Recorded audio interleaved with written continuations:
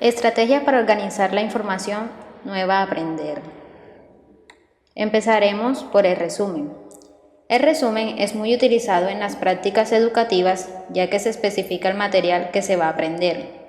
Como estrategia de enseñanza, el resumen será elaborado por el profesor o diseñador de texto para proporcionarlo a los estudiantes como una propuesta mejor organizada del cúmulo de ideas que se hace discutible o expuesto. En el resumen encontramos una construcción de macroestructuras. Las macroestructuras o macroreglas son de supresión, generalización y construcción. Empezaremos por la macroregla de suspensión.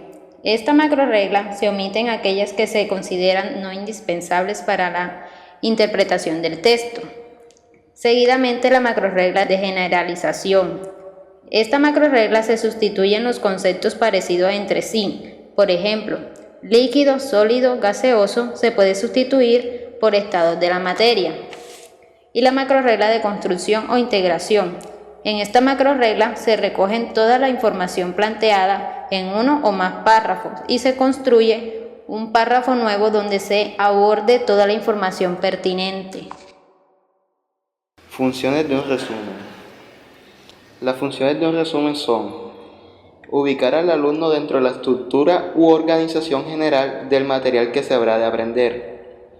Enfatizar la información importante cuando funciona como estrategia preinstruccional, lo que permite introducir al alumno al nuevo material de aprendizaje y familiarizarlo con el argumento central. Otra función del resumen es que cuando opera como recurso postinstruccional, organiza, integra y consolida la información presentada, facilitando el aprendizaje por efecto de repetición selectiva del contenido. Organizadores gráficos. Los organizadores gráficos son representaciones visuales que comunican la estructura lógica del material educativo. Dentro de los organizadores gráficos encontramos el cuadro sinóptico. El cuadro sinóptico organiza la información sobre uno o varios temas centrales que forman parte del tema que interesa enseñar. Existen cuadros sinópticos simples, dobles y cuadros sinópticos CQA.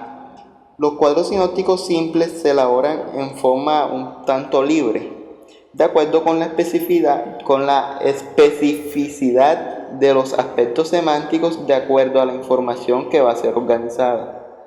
Los cuadros sinópticos dobles siguen cierto formato organizacional, basado en las relaciones que representan y expresan la relación central que interesa resaltar.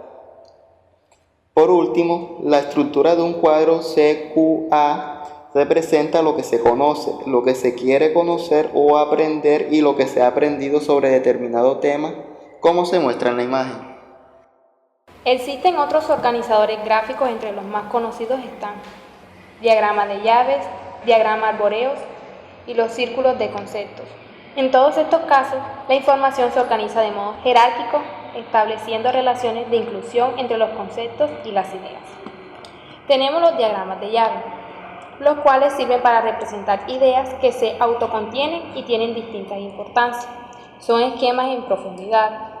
Van los más generales a la izquierda y los más concretas a la derecha. Los diagramas arbóreos se elaboran estableciendo relaciones jerárquicas de arriba hacia abajo, como en la figura, o de abajo hacia arriba. Ejemplo, la evolución de las especies. Están los diagramas del círculo. Los autores han propuesto ciertas recomendaciones para su desarrollo. En estas tenemos: tenga en cuenta que un círculo representa solo un concepto. Considere que el círculo debe tener una etiqueta que representa dicho concepto. Para demostrar relaciones inclusivas puedo dibujar un círculo pequeño dentro de un círculo mayor. Cada círculo deberá tener su propio concepto y etiqueta.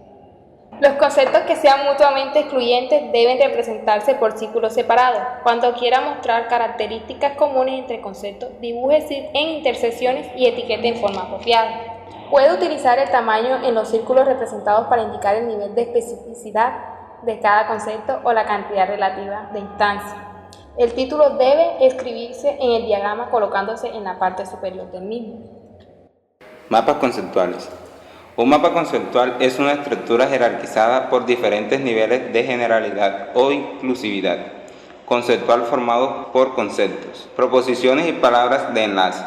Un concepto es una clasificación de ciertas regularidades referidas a objetos, eventos o situaciones. A cada una de estas clases le otorgamos un descriptor que expresa el concepto.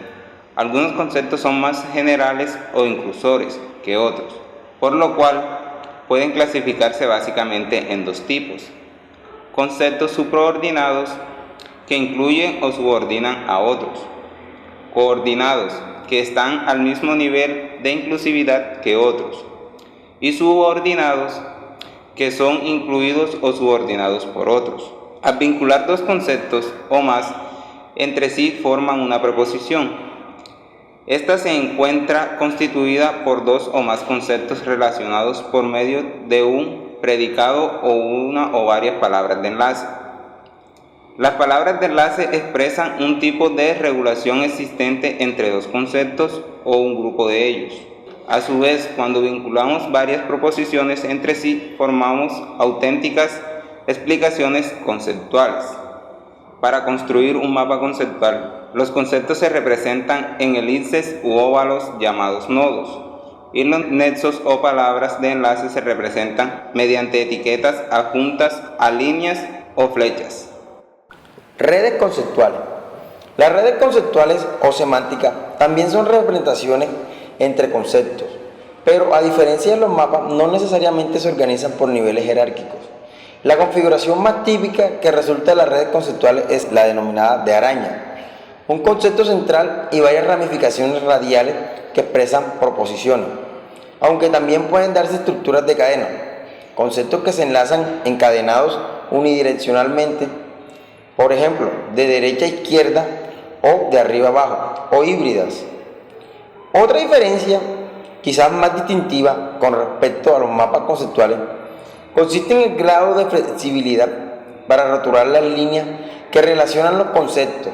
En el caso de los mapas conceptuales, no existe un grupo fijo de palabras de enlace o símbolos para vincular los conceptos entre sí, mientras que para el caso de las redes sí los hay. Una última diferencia radica en que las relaciones entre conceptos se indican por medio de flechas que expresan el sentido de la relación. Funciones de los mapas y las redes conceptuales. Permiten representar gráficamente los conceptos curriculares. Facilitan al docente y al diseñador de texto la exposición y explicación de los conceptos.